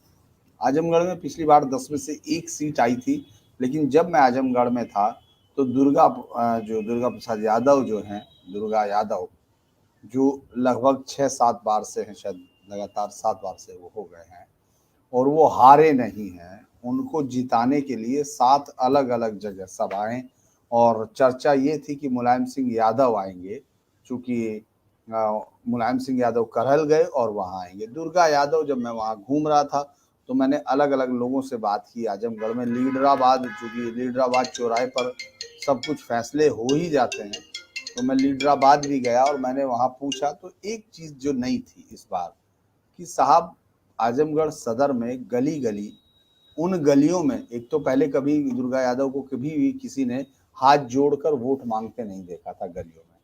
इस बार वो अच्छा। उन गलियों में गए। जी, पहली बार ऐसा हो रहा है। इसीलिए मैंने कहा कि मेरे लिए, इसीलिए आपने जब वो पूछा तो नहीं पूछते तो भी मैं बताता, क्योंकि मुझे भी वहाँ आश्चर्य हो रहा था। क्योंकि उसके अलावा जो वहाँ क्षत्रिय जो बेल्ट हैं, जो गाँव हैं, जो मोहल्ले हैं शहर के, 6 इस तरह के मोहल्ले थे, चूँकि वो नाम वाइज़ मुझे नहीं होंगे। मैं वहाँ बैठा था जहाँ से कांग्रेस का वो प्रत्याशी चुनाव लड़ रहा था। वहाँ कांग्रेस का प्रत्याशी है, वहाँ उसी के दफ्तर में हम बैठे हुए समझ रहे थे। वो भी बेचारा अपना बता रहा था कि कैसे जीत का गणित उसका है, लेकिन सब लोग हंस के बता रहे थे कि साहब ये तो क्या जीतेंगे। लेकिन हाँ, जिन मोहल्लों में जो तकिया और तमाम मोहल्ले में जिनमें कभी, याद होगा आपको, योगी आदित्यनाथ को वहां की जनता मानती है मारने की साजिश रची गई थी। यही बात योगी आदित्यनाथ ने भी कही थी तकिया बाजार से। आपको याद होगा, वो वीडियो भी याद होगा जब गाड़ियों पर हमले हुए थे और उस वक्त डम्पी साहब भी कहीं बैठे हुए थे। अलग अलग चीजें, खैर उस पर कभी और बात होगी। लेकिन उस जगह पर आज इन 5 सालों में पहली बार कोई भी आदमी, कोई भी हिंदू आदमी बड़े आराम से निकल सकता है अपने वैचारिक और धार्मिक बातों को आराम से रखता हुआ। ये सबसे बड़ा चेंज है जो वहां के उन लोगों को जो इस कॉम्बिनेशन में फिट नहीं बैठते हैं, उनको वोट इस तरह से देने पर मजबूर कर रहा है कि वो दुर्गा यादव को हाथ जुड़वा सकते हैं। दुर्गा यादव हर मोहल्ले में जाके रोक के फोन करके कह रहे हैं कि ये आखिरी चुनाव है, मेरी विदाई अच्छे से कर दो। लेकिन उनके जो बेटे को विदाई जब तो अच्छे से ही होनी चाहिए। तो वो हाँ, चौधरी अजीत सिंह जी को भी दी गई थी, माफ कीजिएगा वो अब नहीं है, लेकिन उन्होंने उनको अच्छे से दिया था। तो मुझे लगता है कि ये एक बड़ा अलग सी सीट मुझे दिखाई दी। वहां तीनों सीटों पर जिन पर महिलाएं खड़ी हैं बीजेपी की तरफ से और उससे अपना पार्टी से, वो तीनों जीत रही हैं। ये बड़ी हैरानी की बात है। सगड़ी तो खैर उनके पास थी, जो दो और हैं, मैं उनका नाम लिख रहा था, वो दोनों भी बीजेपी के पास हैं। बीजेपी जीत रही है। इसके अलावा सदर में बीजेपी उनको नहीं, पानी सगड़ी पिलाती इनके है। पास नहीं थी, सगड़ी नहीं सगड़ी थी, रुकिए, सगड़ी या फूलपुर सकड़ी, कौन सी? फूलपुर जीती थी ये पिछली बार, नहीं रुकिए, वो भी 3 बहुत सीटें कम हैं। मार्जिन से। रुक जाइए 1 मिनट मैं देख लूं। फूलपुर पवई ये सीट जीते थे, वो भी आजमगढ़ से है। 7,300 वोट से महनगर में तो पाके थे। आजमगढ़ सदर, आजमगढ़ सड़क मैं आपको बता चुका हूँ। अतरोलिया में संग्राम सिंह यादव हैं, ठीक है, जो थे। और है मुबारकपुर सगड़ी, सगड़ी से बसपा की वंदना सिंह थी। पिछली बार बसपा जीती थी, इस बार वो बीजेपी के उस पर है। इसके अलावा हम लोग एक और 3 सीटें हैं। फूलपुर पवई से भाजपा के अरुण कुमार जीते थे, आप सही कह रहे हैं। और ये जो गोपालपुर और निजामाबाद को खैर हम लोग उस सीट पर बात कर ही नहीं रहे हैं। ये 3 सीटें बीजेपी के पास आने की उम्मीद है, जिनमें तीनों पर महिलाएं लड़ रही हैं। और दूसरा एक जो हमको लग रहा है कि सदर सीट पर फंसा हुआ है। और आप अब अगर किसी को इस बार पहले बार फोन करेंगे आजमगढ़ में, तो वो पहली बार ये कहेगा कि बीजेपी लगभग 4 सीटों पर वहां आपको लड़ती हुई या जीत को अपनी झोली में डालते हुए दिख रही है। रही बात, अब हम वापस आ जाते हैं काशी में। काशी की मैं सीटों पर एक मिनट बस अपनी तरफ से आपकी बात में थोड़ा सा आपकी बात को महनगर, आपकी बात को ही और बल दे देता हूँ। कल मेरे पास एक मेरे मित्र हैं, वो आए थे, वो अकबरपुर के रहने वाले। तो उन्होंने मुझको कहा कि आपको मैं एक आश्चर्य भरी बात बताता हूँ कि इस बार आजमगढ़ में बीजेपी 4 सीटें जीत रही है। मैंने उनको जो मेरा तात्कालिक प्रतिक्रिया थी, मैंने कहा यदि आजमगढ़ में बीजेपी 4 सीट जीत गई तो 300 पार जाएगी। ये मेरी तात्कालिक प्रतिक्रिया थी। तो जी, आप कृपया निरंतर रखें अपनी बात। जी धीरेन जी, मुझे लगता है धीरेन जी का कनेक्शन चला गया दिखता है। हाँ, वापस आ गया। अरे काशी में कनेक्शन गड़बड़, ये तो बोलना पड़ेगा मोदी जी से, ये क्या हो रहा है? तो तब तक आप ले लें अभिषेक जी। सर आपको याद होगा जब आजमगढ़ की बात हो रही है, आ जाएंगे धीरेन जी वापस, तब फिर आगे। नहीं मैं आपको याद दिला रहा हूँ, जब मैंने आजमगढ़ से फोन किया था तो आपको क्या कहा था कि लालगंज से नीलम सोनकर जीत रही है। वो उन्हीं के बारे में बात कर रहे थे, नाम भूल गए थे। और कल नीलम सोनकर वाली ही मेरे ख्याल से मेरे चैनल पे बाइट आने वाली है। नीलम सोनकर जीत रही है, वंदना सिंह जो है वो सिगड़ी से जीत रही है। और मैंने आपको फोन किया था तो शायद मैं ही वो शख्स हूं जिससे आपने कहा था, आपको याद होगा कि अरे आजमगढ़ में 4 सीट पे कैसे तुम बीजेपी को फाइट में बता रहे हो। तो थैंक यू सर कि मेरी मैच कर रही है उनके साथ। नीलम सोनकर सर, चूंकि वो लालगंज सेफ सीट है, तो जिस प्रकार से एक वो बड़ी लीडर भी है और मोदी जी की बड़ी करीबी मानी जाती है, वहां पे मोदी जी का संभावित ये भी होने वाला था। पर कोई बात नहीं, नीलम सोनकर या वंदना सिंह में से दो एक मंत्रालय संभालेगी, इस बात की मेरे पास ठीक ठाक सूचना है। अब बात करते हैं सर। सर ने एक गाना गाया, मैं भी एक गाना। अच्छा, हाँ आज तो गाने का कंपटीशन है, चलिए 2 लाइन ही गाऊंगा सर। मेरा गधा गधों का लीडर है, कहता है कि दिल्ली जाऊंगा और कौम की बात उठाऊंगा। तो ये महमूद आगे साहब का है कि उसके आगे भी तो है, नहीं तो घास न खाऊंगा। एग्जैक्टली सर, वो घास नहीं खाने की बात है। तो देखिए, ये 7वां चरण, मोदी जी 3 दिन बनारस में आए और बहुत जली है सर।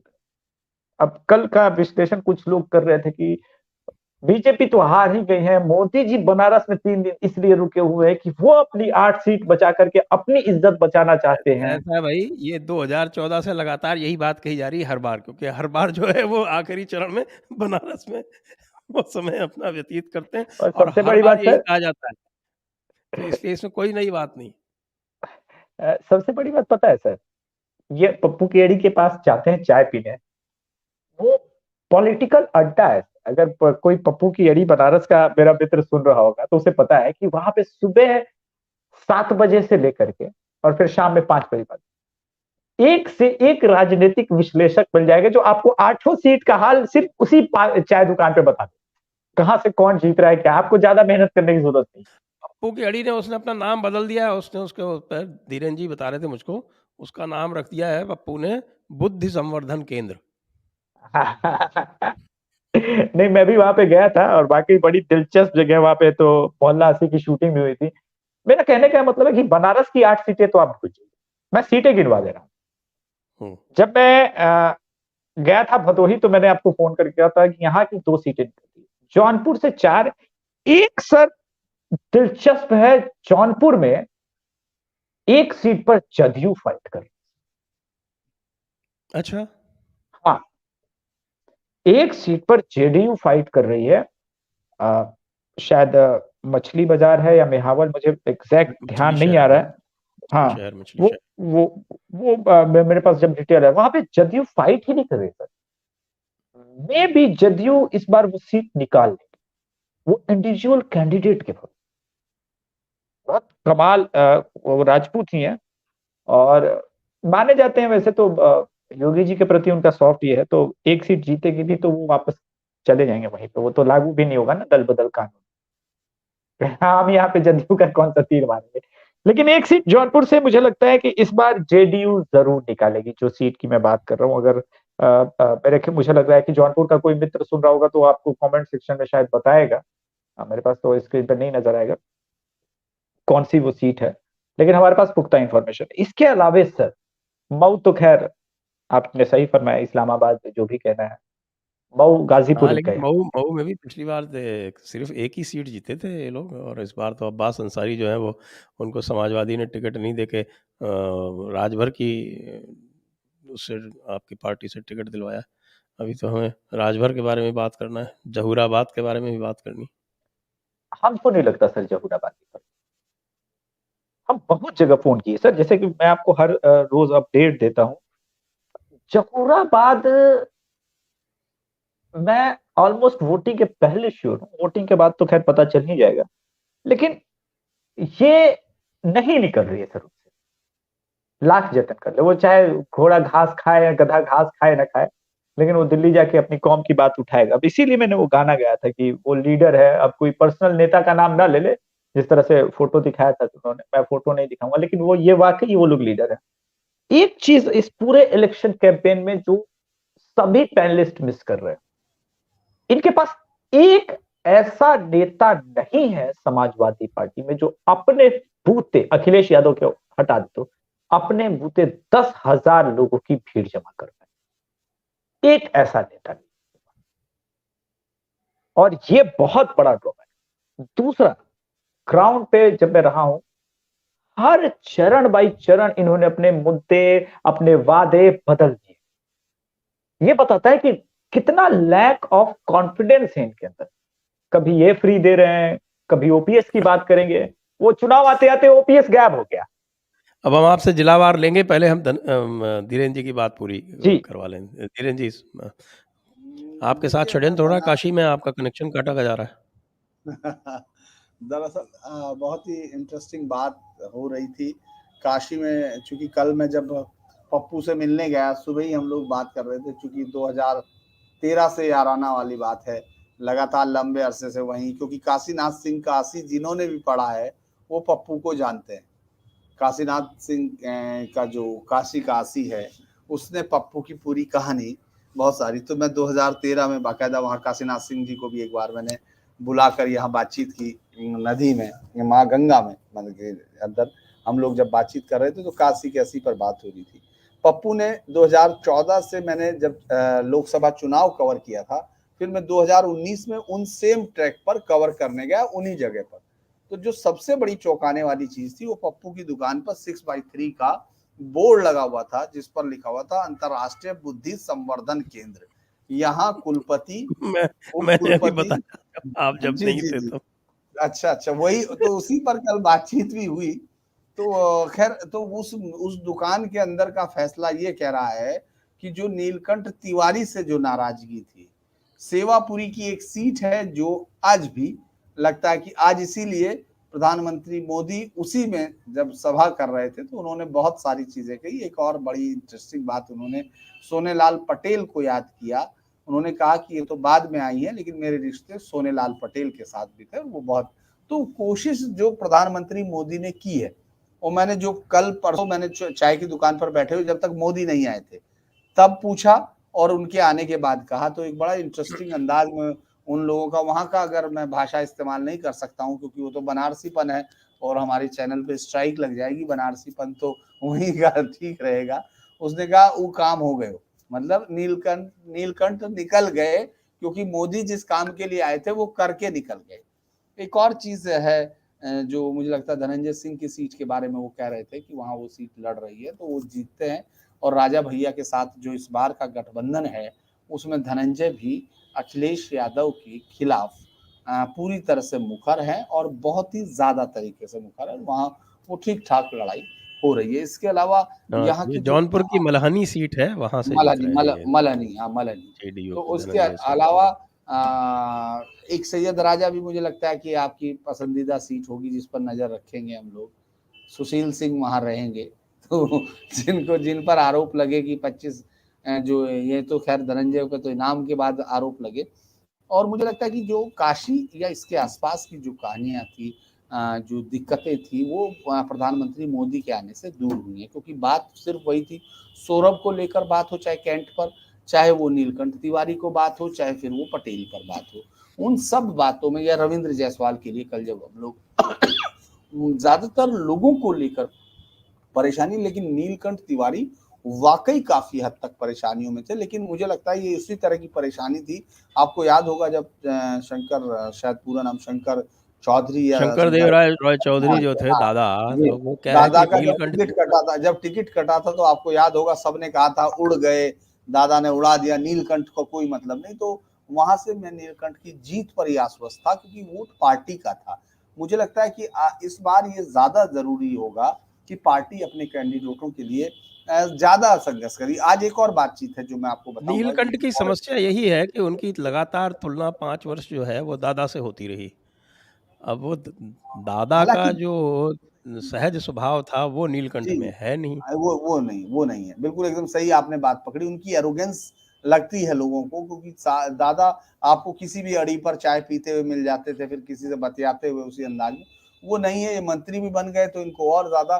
दूसरा एक बहुत इंटरेस्टिंग चीज जिस पर मैं बात आपसे कर रहा था, अभी फिर मुझे लगता है वो निकल गई, बहुत इंटरेस्टिंग।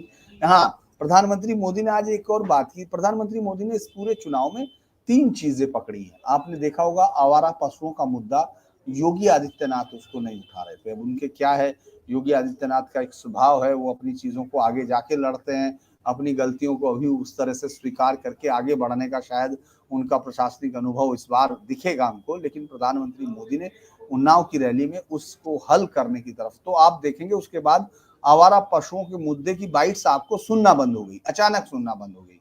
और आज जब प्रधानमंत्री मोदी ने ये कहा कि क्या आप मेरा एक काम करेंगे, 3 बार उन्होंने पूछा, सब लोगों ने दोनों हाथ उठवाए उनसे, कहा कि अब आप यहाँ से घर जाएंगे तो घर बैठेंगे नहीं, आप लोगों के घर जाएंगे, दरवाजा खटखटाएंगे और उनको बताएंगे कि मोदी जी ने उनको प्रणाम भेजा है, मोदी ने प्रणाम भेजा है। तो वो सब, तो ये कार्यकर्ताओं को जो उत्साहित करने की जो कोशिश दिख रही है, क्योंकि ये फेज वाकई रिकॉर्ड इस बात की तरफ इशारा करता है कि बीजेपी के लिए बहुत टफ फाइट होती है। 2019 का अगर लोकसभा चुनाव के हिसाब को अगर आप सेगमेंट वाइज करते हैं असेंबली में, तो महज 13 सीटों पर आगे थी, महज 13 सीटों पर थी। और अगर आप डाटा पर ही बात कर रहे हैं तो 86% जहां पूरे प्रदेश में 2017 में बीजेपी की जीत का रेशो था, वो यहां आकर 66 था। तो टफ है लड़ाई, लेकिन बीजेपी कुछ नई जगह बनाती हुई दिख रही है अगर वो कुछ खोती हुई, क्योंकि जौनपुर में भी महज बीजेपी के पास 4 सीट थी 9 में से। अगर 4 आप थी, लेकिन एक अपना दल के पास थी सोने अपना दल के पास थी, हाँ। मुझे लगता है कि और टोटल जो गठबंधन के पास ज्यादा 5 थी, 5 अभी 9 भी में हम से। लोग देख रहे जो इस हिस्से में जो डर की बात थी, जो सुहेल देव भारतीय समाज पार्टी है, उसका भी इसी हिस्से में आपको अलग अलग जगह दिखेगा। और मुझे लगता है कि यही कारण, हालांकि स्वामी प्रसाद मौर्य को मैं एक बहुत बड़ा कोई कारण नहीं मान रहा हूँ, क्योंकि वो अपनी सीट पर इस तरह घिर गए कि उनको समझ में नहीं आ रहा होगा बाकी कहाँ जाएंगे। लेकिन ये बीजेपी के लिए एक थोड़ा ऐसा फेज है जहां उसको बहुत ज्यादा ताकत लगानी पड़ रही है, और मोदी जी को ये कहना पड़ रहा है कि कार्यकर्ताओं से घर से बाहर निकलो, लोगों तक पहुंचो, मेरे दम पर ही मत रहो, मेरा ही नमस्कार दे दो लेकिन दे दो। जी जी हाँ, आपके पास इनकी क्या सूचना है, हमारे ओम प्रकाश राजभर की? ओम प्रकाश राजभर मतलब अगर हार जाएंगे तो मुझे आश्चर्य नहीं होगा, क्योंकि मैं इस तरह का शब्द बहुत कम इस्तेमाल करता हूँ, क्योंकि वो, लेकिन वो इस समय बहुत बुरी तरह फंसे हुए हैं, और फंसे हुए भी हैं। दिक्कत उसमें एक और आ रही है, उनकी जीत की सिर्फ एक उम्मीद है, वो मैं आपको बता दूं, उनकी जीत की उम्मीद बीजेपी की ताकत है। बीजेपी उनको हराने के लिए जितनी ताकत लगा रही है, उतने में वो जो बसपा जो उनको हराने के लिए बिल्कुल एकदम साफ, वो एकदम साफ कर सकती है, लेकिन बीजेपी की तरफ से, मतलब मैं उसको क्या कहूंगा, जो हम लोग बातचीत में बात करते हैं, उसको मैं नाम सहित नहीं कर सकता, लेकिन थोड़ा इंडिकेशन दे सकता हूं। उन्होंने कहा कि पूरी ताकत झोंको, लेकिन इससे वो अपने आप इसको हरा नहीं पा रहे हैं अपने से, ये उसको जिता देंगे, क्योंकि बसपा वहां बहुत ताकत के साथ, और मुझे लगता है कि वो उड़ा देते। अभी अगर बीजेपी बहुत ज्यादा वहां मेहनत कर पाई तो ओम प्रकाश राजभर जीत जाएंगे। नहीं तो वो हार जाएंगे। तो अब अभिषेक जी, अब आप बाकी पूरा कर दीजिए। आपने आजमगढ़ बनारस तो बता दिया था, बाकी जिलों का पूरा कर दें कृपया। की बात है, सर ने वही बात बोल दी। मैं बोल ही रहा था कि तब तक बीच में सर की एंट्री हो गई। मैंने बोला कि उस सीट तो बीएसपी निकाल रही है, लेकिन सर ने बोला कि बीजेपी अगर मेहनत कर देगी। अरे बीजेपी कहाँ से क्या है, उसका कैडर बाहर नहीं निकल रहा है। उसका कैडर बाहर निकलता तो मोदी जी को खुद बोलना पड़ता। ये पूरे चुनाव में एक बात नहीं है, जनता ने ये चुनाव भले लड़ा हो, पर बीजेपी के कैडर को पता था कि योगी मोदी आएंगे, रैली करेंगे, जीत जाएंगे। सब तो हम लोग जिला अध्यक्ष हैं, पीएम से हम लोग कम थोड़े ना है। जितना खराब एटीट्यूड इस पूरे चुनाव में, अगर मुझसे कोई आलोचना करने को कहे तो मेरे पास बहुत सारे पॉइंट थे, पर मैं पूरे इलेक्शन तक चुप रहा हूं। जितना खराब बिहेवियर अपने वोटर्स के प्रति भारतीय जनता पार्टी के कार्यकर्ताओं का रहा, उनके वोटर लिस्ट से नाम कटने के लगातार, आई थिंक अगर सर भी जमीन पे अभी होंगे तो लाइन पे शायद निकल गए धीरेन्द्र सर, वो बताएंगे कि किस प्रकार से नाम देख देख करके, अगर किसी के टाइटल में संजय दीक्षित है तो उसकी फैमिली के 3 लोगों के नाम उड़ा दिए गए। मेरे पास बहुत सारी रिपोर्ट्स हैं कि वो पिछले 20 साल से वोट दे रहे हैं, उनका नाम इस बार वोटर आईडी कार्ड से गायब। और छठे 7वें चरण में 5वें चरण में खूब सुनने को मिला है खास करके। तो बीएलओ भी तो सर सरकारी नौकरी वाले ही होते हैं। मैं उस पॉइंट की तरफ बात उठाना चाह रहा हूं जो अब तक किसी ने नहीं किया।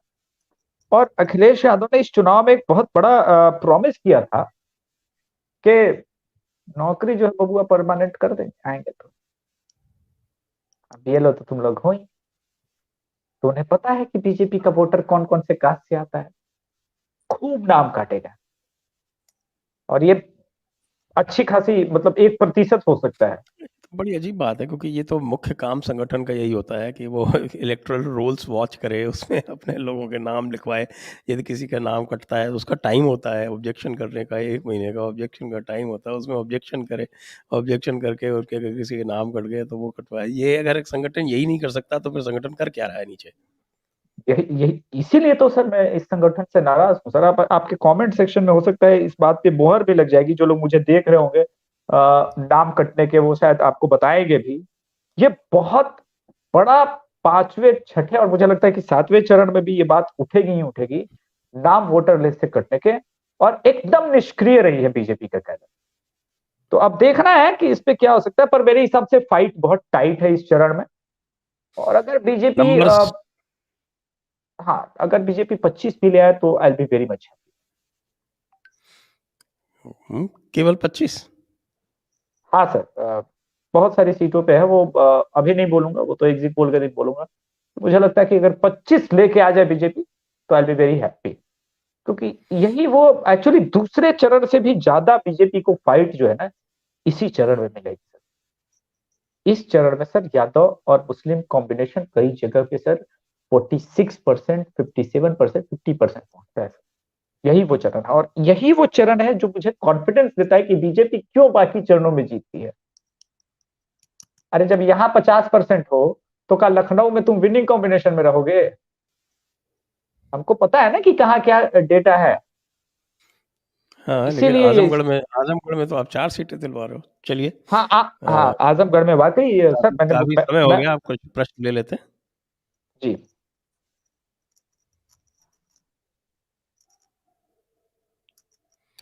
रोहन कुमार सर, क्या बीजेपी योगी जी को जिता रही है तो फिर 270 प्लस आ जाएगी?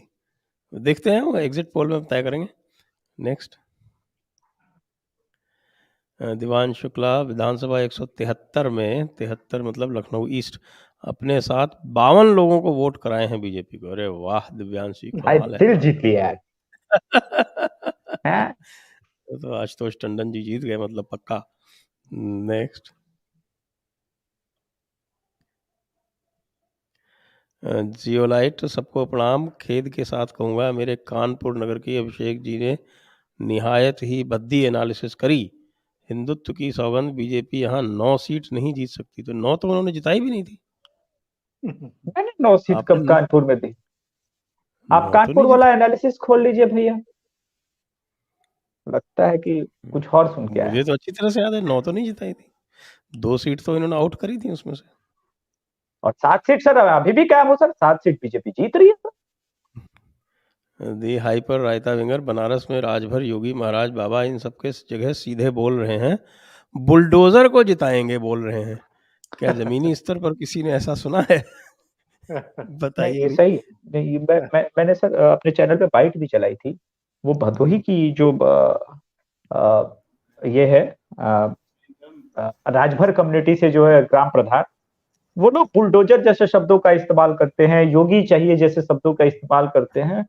और सर वो सिर्फ महिला ग्राम प्रधान नहीं है, उसने उस 350 घरों में डायरेक्ट बेनिफिट पहुंचाया। उसने कैमरे पे बताया कि नल लगवाए हैं, शौचालय बनवाए हैं, 70 घर में जो है वो कॉलोनी का पैसा दिलवाए हैं, और वो वहां की बड़ी प्रतिष्ठित महिला ग्राम प्रधान है। तो ऐसा नहीं है, राजभर में तो अभी भी कह रहा हूँ कि राजभर सर बीजेपी को अच्छा खासा राजभर कम्युनिटी अभी भी वोट कर रहा है।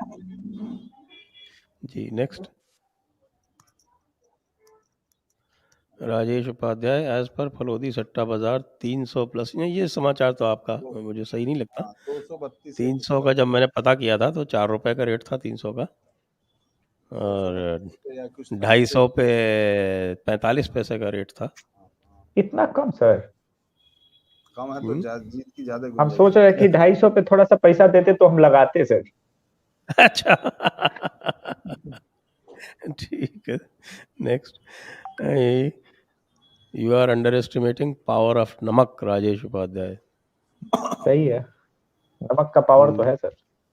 Next, Yogeshwar Bisht, poor old lady saying हम नमक हरामी नहीं कर सकते, solid note that voter is fighting the election, Yogi ji should relax. हाँ, ऐसा सुनने में आ रहा है कि इस बार कार्यकर्ता तो उदासीन बैठा है, लेकिन वोटर जो है वो लड़ रहा है। वो प्रदीप सिंह जी उस दिन जो कह रहे थे कि वोटर ने जिम्मा ले लिया है, आम आदमी।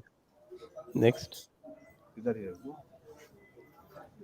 मनोज बिनवाल, जय श्री राम, जय श्री राम। अरे Jai Tirth Joshi, Abhishek ji please mention after counting in how many seats Congress saved its deposit.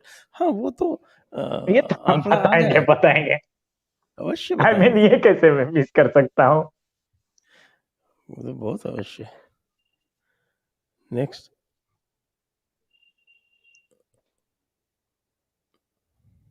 अगला प्रश्न।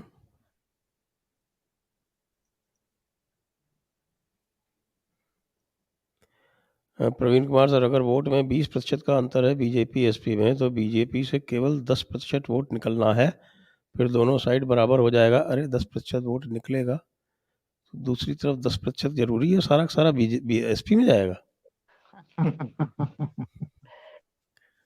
नेक्स्ट, ये सीधा 2+2 वाला फॉर्मूला लगाते हैं ये लोग। सर प्लीज एलके से हरा कुर्ता की हार का मार्जिन बताएं। बताइए भाई, मार्जिन बताइए।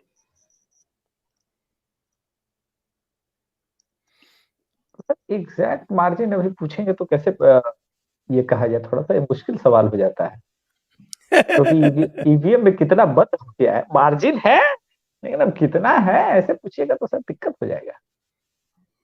चुनाव आयोग भी तो संजय दीक्षित सर को सुनता है, बोले तुम लोग तो सीधे सीधे प्रभावित कर रहे हो जी। हाँ और क्या इसलिए पता चला, हम तो विश्लेषण कर रहे हैं, हम तो इसलिए हम प्रभावित विश्लेषण थोड़ी कर करते हैं।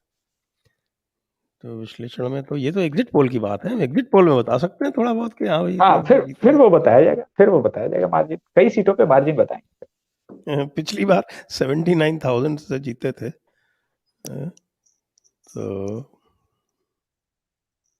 कितने से जीतेंगे। और नेक्स्ट, नहीं सॉरी, पिछली बार हाँ लखनऊ ईस्ट आशुतोष टंडन, अनुराग भदौरिया, तो इनकी मार्जिन थी 79,230, 1,35,000 इनके वोट आए थे, 55,000 अनुराग भदौरिया गए थे, वो नंबर 2 पे थे। उतना ही रहेगा। 79 कवर नहीं होता था। मनीष सर, अभी कुछ सरकारी आवास की रंगाई पुताई और मरम्मत हुई लखनऊ में, यह शासन की क्या रणनीति है? धीरेन्द्र जी ये बताइए आप। ये बड़ी दिलचस्प बात है कि इधर तमाम लोग इस बात को लेकर वो सवाल कर रहे हैं कि ये जीतेंगे, उधर दूसरी तरफ अफसरों को लग रहा है, कुछ लोगों को आपने देखा होगा जिलाधिकारी आवास एकदम ग्रीन उसके साथ अयोध्या में कर दिया गया, तो सवाल खड़े हुए। अभी रंगाई पुताई शुरू हो गई है लोहिया पार्क की और उस तमाम चीजों की। तो जिस तरह से विपक्षी दल वाले कॉन्फिडेंट हैं, इसीलिए उनके अफसर भी कुछ कॉन्फिडेंट हो गए हैं कि साहब आ ही रहे हैं। तो आपको मैं याद, आपको इसका एक्सप्लेनेशन दे सकता हूँ वैसे, क्योंकि ये हमारी ट्राइब का मामला है। मैं हमारी हाँ ट्राइब सॉरी, जिन मैं जब दोपहर जिन सोच रहा था चैनल्स कि को आपसे देखती है हमारी ट्राइब, हाँ, जिन चैनल्स को हमारी ट्राइब देखती है वो सब समाजवादी को जिता रहे हैं, तो उनका तो मानस उन्हीं से बनता है ना। दूसरा ये बात समझ में नहीं आ रही, क्योंकि आपको याद होगा चीफ सेक्रेटरी साहब मिल आए थे वीके मल्होत्रा से, आपको याद होगा। फिर बाद में शीला दीक्षित सस्पेंड हटाई दी आती सबसे पहले। तो जीत की उम्मीद में बहुत सारे अफसरों को लगने लगता है कि, लेकिन ये वाकई मेरे लिए भी दिलचस्प है। आज की खबरें थी ये सुबह कि क्यों उन्होंने ऐसा किया। कुछ ऑफिसर्स के नाम चलने लगे कि वो जो है जाकर मिल आए हैं। तो 2017 में ऐसा हुआ था, लेकिन तब वो बसपा से मिल आए थे। गड़बड़ हो गई थी, ये गड़बड़ हो गई थी, थोड़ा सा गड़बड़ हो गई थी। तो मुझे लगता है इस बार जो है उसको अब उसको और देखा वो जो जाए। अधिकारी जो हर सरकार में शीर्ष पर आ जाते हैं, वो किससे मिले? वो भी फ्लीट लगवा रहे हैं मुख्यमंत्री जी, मैं आपका फ्लीट लगवा दूं क्या? उस पर चर्चा हो रही है।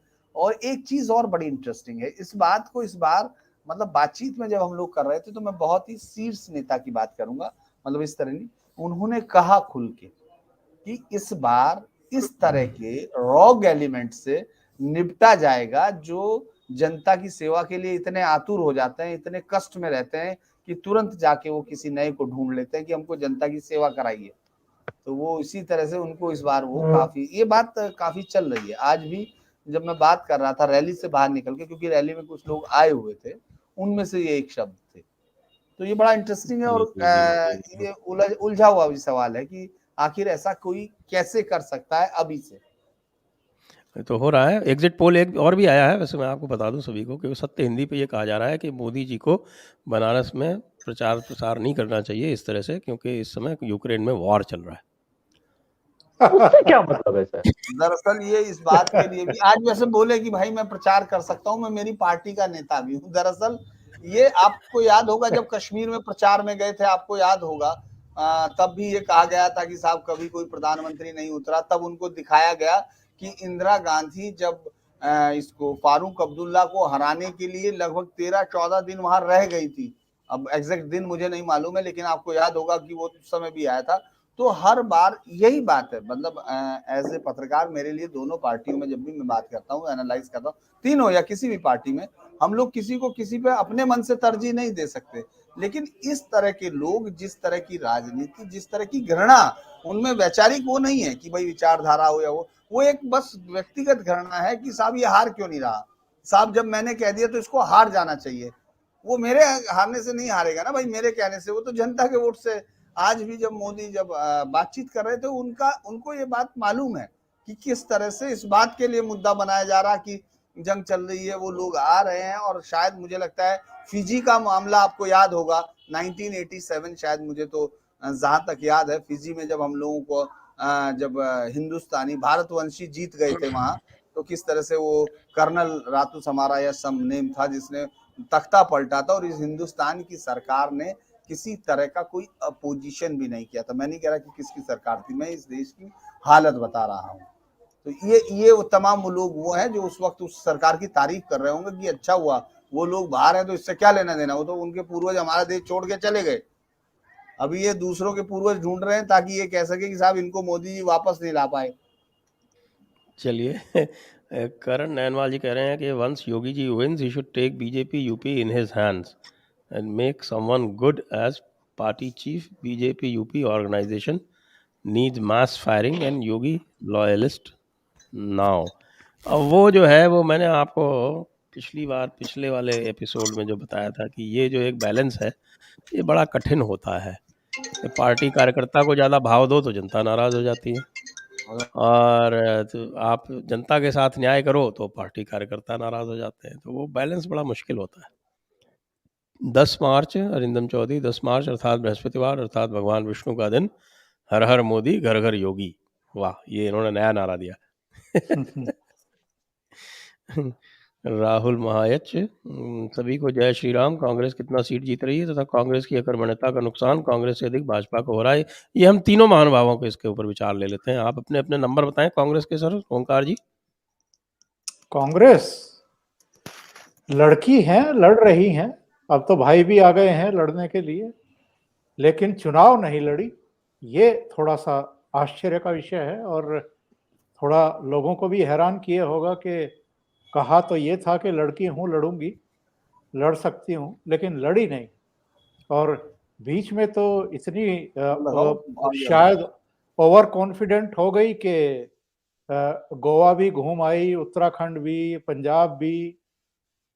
मेरा मानना ये है कि कांग्रेस अगर रिपीट करे 2017 को तो बड़ी बात होगी। धीरेन जी,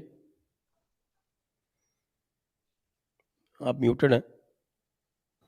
मुझे लगता है कांग्रेस 2017 के आसपास अपनी जगह बना लेगी, जैसे रामपुर खास जैसी सीट है, एक दो सीट और नहीं हम लोग उनको लड़ते हुए देख रहे हैं, लेकिन वहां कोई ये समझ ले कि वो लड़की की वजह से आ गया या लड़ने की वजह से आ गया, तो ये बहुत बड़ी, मतलब फिर उसकी ऐसी उम्मीद होगी कि वो किसी दिन इसी तरह की पार्टी से ये उम्मीद करेगा कि ये यूपी में मुख्यमंत्री भी बना सकती हैं, तब ऐसी उम्मीद होगी। क्योंकि ये जो लोग हैं वो अपने दम से आ रहे हैं। मैं लोगों से बात कर रहा हूँ, जैसे यहाँ भी पिंडरा में अजय राय लड़ रहे हैं या इधर वो लड़ रहे हैं, तो उनको इनमें से कितने वोट ये दिला सकते हैं ये इनको भी मालूम नहीं होगा। खुद अगर आप कहेंगे कि अच्छा आप ये बताइए आप कितने वोट दिला सकते हैं, तो वो ये नहीं बता पाएंगे। मैं नहीं समझता कि ये पिछली बार का स्कोर 7 का पार कर पाएंगे, उसके इर्द गिर्द ही रुके रहेंगे, उससे ज्यादा नहीं जा पाएंगे। अभिषेक जी, हमको नहीं लग रहा सर 3 सीट से ज्यादा जीतेगी। एक तो सब जानते हैं कि प्रमोद तिवारी की बेटी जीत रही है, उसी पे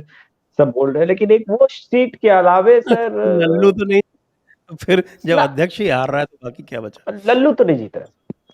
अखिलेश वही प्रताप वही सिंह बात भी है ना नहीं सर कि वो खाता खुल रहा है किसी तरह, बहुत बड़ी बात है। इस तरह की तो अखिलेश आप चीजें हैं प्रताप जैसे सिंह तो पिछली बार ही हार गए थे, इस बार भी हारेंगे। खैरागढ़ जैसी सीटें आपको लगता है एक दो खैरागढ़ जो अपने नाम पे, जी मुझे लगता है कि चलिए, तो ये आपके प्रश्न का उत्तर आ गया, तीनों से हमने आपको दे दिया। मेरा जो मत है व्यक्तिगत, वो 1 सीट का ही है। चलिए आगे। प्रमोद तिवारी की बेटी वाला। रामपुर खास। अश्विनी कुमार चौरसिया, मेरा प्रश्न यह है कि क्या अखिलेश बाबू 2027 में चुनाव लड़ने योग्य रहेंगे या नहीं? 2022 में तो मैं उन्हें मान ही नहीं रहा कि वो चुनाव प्रतिस्पर्धा में हैं अभी। चुनाव क्यों नहीं लड़ेंगे? लड़ेंगे, चुनाव तो बिल्कुल लड़ेंगे, लेकिन अभी अगर ये इस बार हार गए तो दंगा खूब होगा समाजवादी पार्टी में। ये ज़रूर देखने की बात है, वो इंटरेस्टिंग होगा। आपने ऐसा आंकड़ा बता दिया कांग्रेस का, आप प्रमोद तिवारी को भी निष्कासित करवाएंगे कांग्रेस से?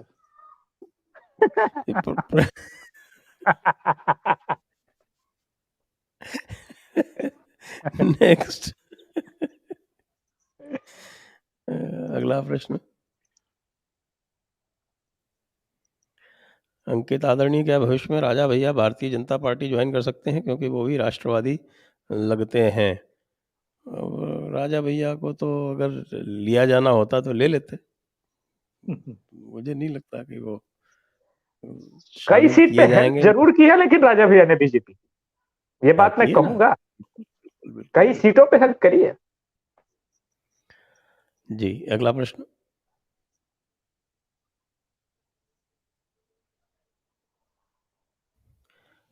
If BJP wins with a reduced number of seats, what impact it will have on the election of the president, which is due in another 5-6 months? उस पर कोई खास इम्पैक्ट नहीं होगा। उस पे क्या इम्पैक्ट होने वाला?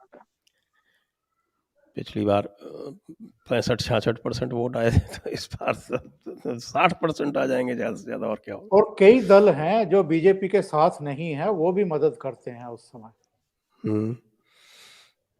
नेक्स्ट। आप सभी को बहुत बहुत धन्यवाद, और ओंकार जी को, अभिषेक जी को, धीरेन्द्र जी को, आपको भी संजय बहुत सर, बहुत धन्यवाद। पुनः आपको सबको याद दिला दूं कि एग्जिट पोल 7 तारीख को 7 बजे, और ये जो एक्सपर्ट पैनल आज ओंकार जी, अभिषेक जी, धीरेन्द्र जी के अलावा भाऊ तोरसेकर जी भी रहेंगे हमारे साथ, और वो 3 चैनलों पर एक साथ प्रसारित होगा। नहीं संजय सर, मेरा कुछ और रिक्वेस्ट था। जी, एक गाना तो सर आपसे 10 तारीख को और 7 तारीख को भी सुनेंगे। हाँ गाएंगे ना, बिल्कुल। अरे ओमकार सर ही गाएंगे, हम लेकिन ओमकार सर की आवाज चॉइस कर लेते हैं, उसकी चॉइस कर कॉलर लेते ट्यून हैं, से ढूंढ पता लेते चलता है ना ओमकार सर का। हैं। हाँ बिल्कुल, सब लोग गाना गाएंगे और अपने अपने हिसाब से अलग अलग लोगों के लिए गाएंगे। तो इसी के साथ जय हिंद, वंदे मातरम। नमस्कार।